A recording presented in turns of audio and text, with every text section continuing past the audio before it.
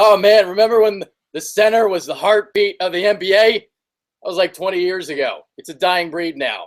Everybody wants a center that can shoot now. There's no low block, bang to the back to your basket kind of banger that you used to see back in the day. Kyle Gaffner is here. I'm Adrian Fetke. We're doing quick center rankings. We got to do this real quick because we got a mock draft we got to do, and I'm doing a soccer show tonight at 10. So jam-packed night for the Bitter Birds. Let's get this thing started. I guess we'll just go straight to the rankings. Number 1. Do you want me to go? You want to go? Yeah, you always started off. Good. All right. I'm going Jakob Poeltl from Utah. That's the consensus number 1 for me. I mean, that's not even close. You look at this guy. I like him a lot, actually. He's probably like the only center I like in this draft. Mm-hmm. He has a chance to be a really, really good rebounder in the NBA, a really good shot blocker, too. I think he's really good on the offensive glass. He's got really good like hands and stuff, so he can play the pick and roll real well. He can catch passes and finish at the rim. He's got an improving kind of mid-range game. He's a hard worker, man. So I think he's a pretty good pick. He'll probably be within that. He'll probably go within that like that 10 to 20 range.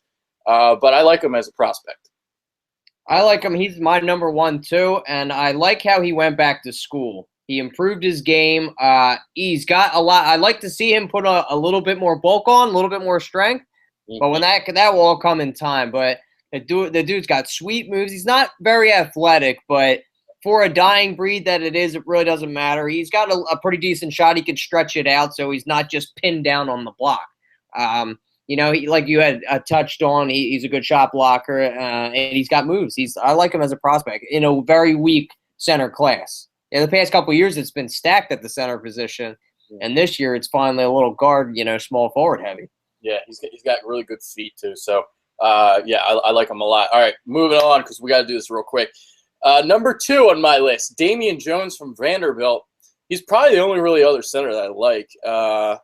He's long, he's athletic. He can leap out of the building for a big guy. He can block shots. He's got a pretty good jump shot, too, for a big guy. So, Damian Jones, number 2 on my list. I got Thon Maker at number 2. Love this kid's freakish athletic ability. His handle's nice. He can shoot the long jumper and even the 3. He just, jumps out of the gym. He has a very big potential to be a huge bust. Who's going to take the chance on him? I see him going a little bit later, but I love what he could bring because if you take a swing at him, he could really make a franchise, I think. But there's that fact that he could be a huge bust, too. Maybe play a little bit in the D-League, but I would take a chance on him. I really like his intangibles a lot. Yeah, I would have had him as in my 4s, so he's not going to be on my centers list. Although there's a lot of good power forwards, so he didn't make my top 5 of the power forwards. But if I put him as a center, I'd probably put him in the top 5. Number 3, I'm going Diamond Stone. I'm not really a big fan of him, but I got him at number 3 because it's the center. I mean, it's just not a lot of good centers in this class. You want to talk about a guy that can bang in the paint. He's strong, he's physical. He's a pretty good rebounder. He's got to work on his range a little bit. Doesn't have a lot of range, but he's got really good hands, kind of like Poeltl does. He's got great footwork for a guy his age and great touch around the rim. So, Diamond Stone number 3.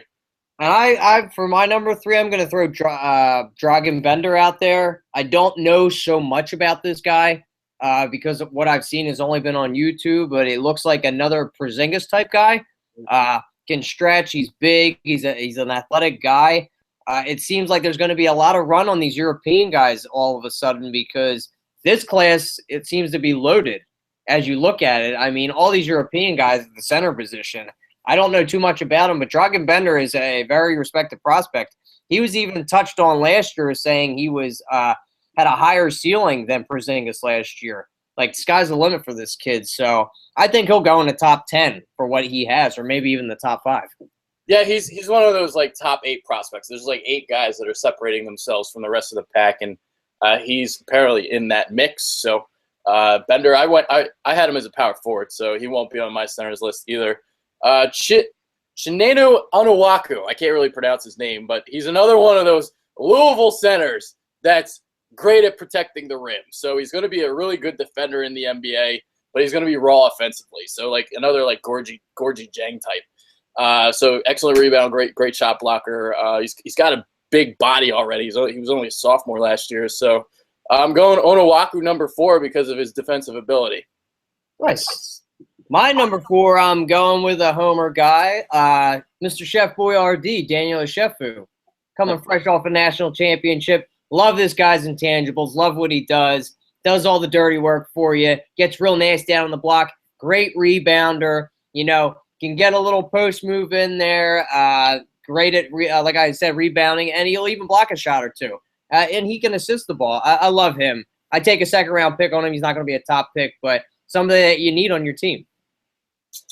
Yeah, my number 5 is probably not anyone else's number 5. He's also already, I believe, 23 years old. Zach August of Notre Dame. He's another guy that I love his energy, how he plays.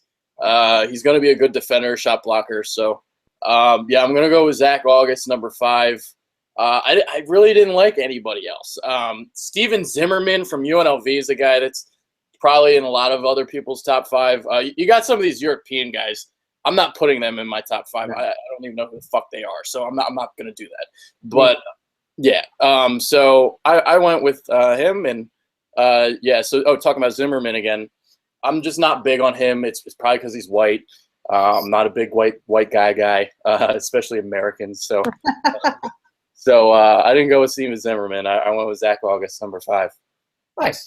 It's a very weak class. So my number 5 is Marshall Plumlee. It just seems. Oh God! I gotta go with them because of the family tree. Because of all the Plumlees that have come into the league. You know, I like what they do. They do the dirty stuff. It might not jump off the stat page, but they do key things. I think he's more a little like his brother out in Portland now. More or less than I think that's Marshall. They all begin with an M too. I cannot think of his name right now. It's slipping me. But Marshall, Miles, and Mason. Mason. It's Mason. I think he's the best out of the 4 of them. But you know, he'll do the dirty work. Gets great rebounder. Will block shots. You know, go in there and give a cheap shot here or there. He's got great lineage, like I said. His family is he's the last of the Plumlees finally. That are all going to be in the NBA, so yeah, somebody will take a flyer on him because of all his brothers in there, and because he's a Duke boy too. But he's got a high IQ.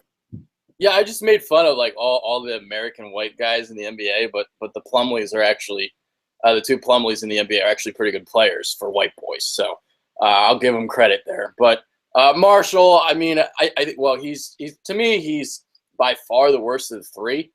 But he always overachieved at Duke, so who the fuck knows? Who knows with him? But yeah, all right. So you went Marshall Plumlee, number 5. What he does on his own now to see if he'll make a niche, you know, carve out a niche for himself in the NBA. Well, that's the thing about late first-round picks, second-round pick. Well, he's gonna be a second-round pick, might go undrafted. But thing about those guys, that's what you're looking for. You're looking for niches, guys that can defend, shit like that. Yeah, one intangible guys that do one solid thing, that aren't really jumping off the page at you. Yeah, exactly. All right, we're not going to go really more in depth on here because, like I said, we got to do the mock draft show. So that's going to be coming up next. Any final thoughts before we get out? The draft day is finally here. Just talking about this, we're going to see all our discussions finally come to fruition. I'm just excited to get it. I'm excited to do this mock draft too. Go Sixers! We're getting Ben Simmons, baby. And I'll be doing Facebook Live throughout the night for Philly Influencers. So make sure you like Philly Influencer on Facebook so you can watch my videos. So I'll be doing a pre-draft video. I'll do one right when Ben Simmons gets selected. Any trades happen, I'll do a video. When they pick 24, 26, I'll do videos. So throughout the night, I will be on PI's Facebook page. So yeah. We'll also be down at the draft party to let you guys know. We'll be down at the Sixers draft party. So hopefully we'll be able to get an interview with some of the Sixers greats. AI is going to be down there, Dr. J. So check it out. Yeah. Unfortunately, there's no more tickets. So you guys, unless you guys have tickets, say hi to us. But there's only like 500 tickets, right, that got sold. Yeah, around there, give or take. It was a smaller venue. They wanted to, select few people. It sold out in like 20 minutes. So Yeah. All right, that's it for this one. We're gonna do mock draft. That's coming up right now. So if you watch this video, stay tuned for the next one. That's coming in about the next couple minutes. We're out. Later. peace.